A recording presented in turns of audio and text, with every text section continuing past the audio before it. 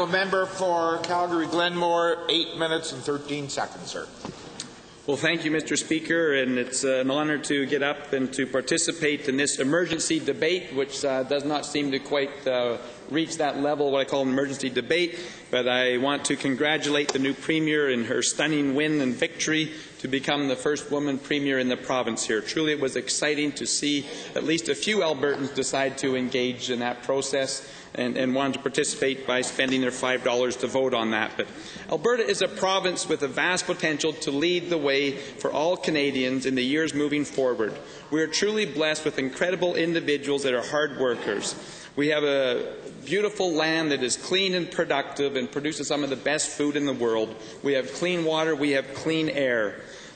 We truly are blessed with resources that are second to none. However, I think that each and every one of us in here understand and realize that the real reason why we're blessed and able to develop these resources is because it takes good government that respects the rule of law in order for those opportunities to be fully developed.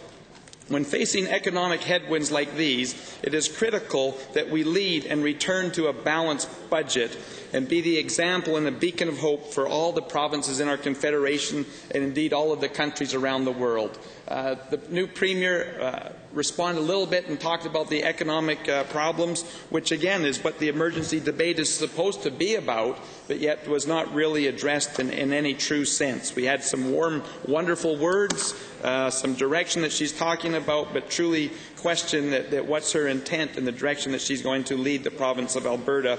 And again, what she's demonstrated over this last week is that she doesn't respect the rule of law. She doesn't respect democracy.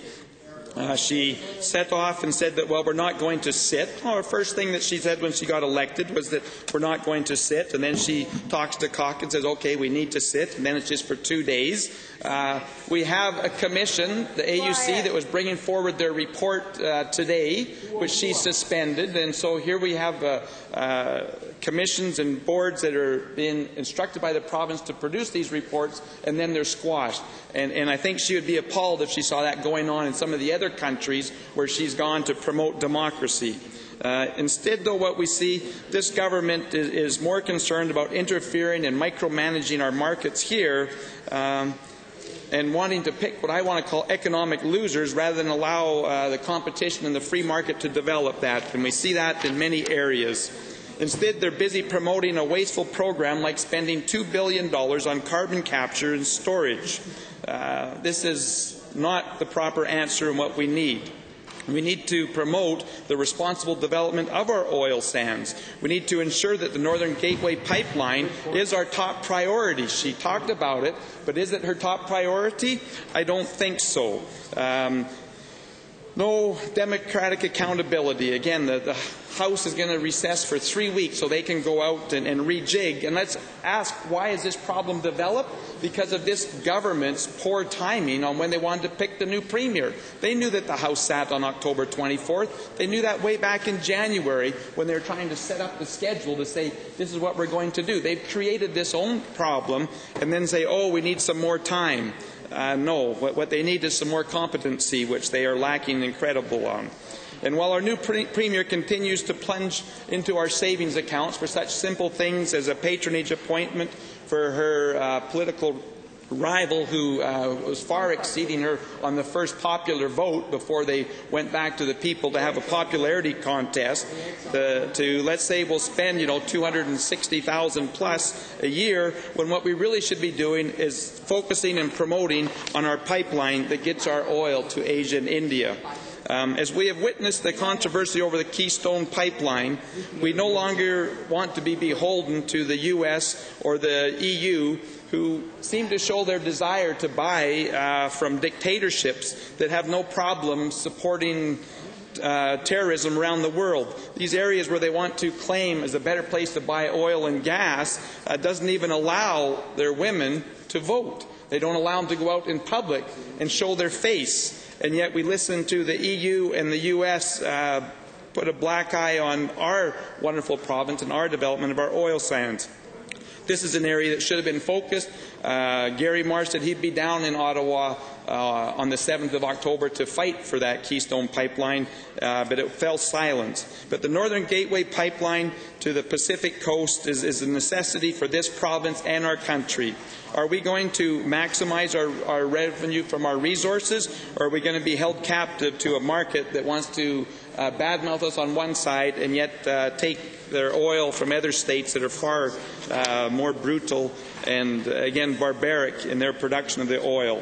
We can do better, but this government is more interested in controlling and claiming credit when they have little to do with the economic prosperity that we enjoy.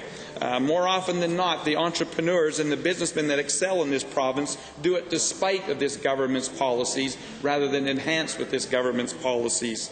Albertans deserve better and And right now we're paying for more bloated bureaucracies and individuals going to Asia and more red tape that stifles the Alberta entrepreneur. If this government is serious about improving the state of our economy, they need to stop meddling in the lives of everyday Albertans and our businesses. This government needs to begin to apply common market principles and begin to capitalize on the Alberta spirit and competition in an open and competitive market. The same Alberta spirit and entrepreneurial ingenuity that allowed us to unlock the oil sands and apply it to our prosperity. We have many problems and challenges that this Premier has failed to address at this point. I just want to touch briefly on health care. That right now Albertans are paying the highest per capita than anywhere in the world, in the developed world, but yet getting some of the poorest results in those areas. And it's very disappointing that the Premier has not addressed what we're going to do on that. Albertans agree in universal access for health, but they are tired of a health care system that operates under the same manner as North Korea and Cuba, instead of applying practical European model solutions based on the competitive delivery of health care services. For too long, this government and their progressive pals and the NDP and the Liberals have gotten away with fear-mongering vulnerable Albertans about implementing the necessary reforms to fix our health care. Mr. Speaker, we can do better. Albertans are looking for the type of leadership that made this province great, leadership that created the Alberta success stories in our ranching and farming communities in the oil patch. They are looking for leadership in balancing the budget without compromising our front line. They are looking for leadership that looks the challenges of the global economy straight in the eye and does not blink. And from what we have seen so far, we are not getting this from our newest Premier. She has flopped on her democratic reform. She's failed to set election dates. She's flopped in coming back to allow free votes here in the legislature. And what we know is that we've seen a 9-month hiatus where government MLAs can speak out, but now that the leadership race is over, is anything going to change? It was very sad to realize that all of those individuals over there voted for Bill 50 and said it's a wonderful thing, and yet when we have a leadership debate, they start to denounce it, and now the silence will set in again and the lack of democracy. But, Mr. Speaker, probably the most concerning is this Premier committed to balance the budget? Honourable members, the Assembly stands adjourned until 1:30 p.m. tomorrow.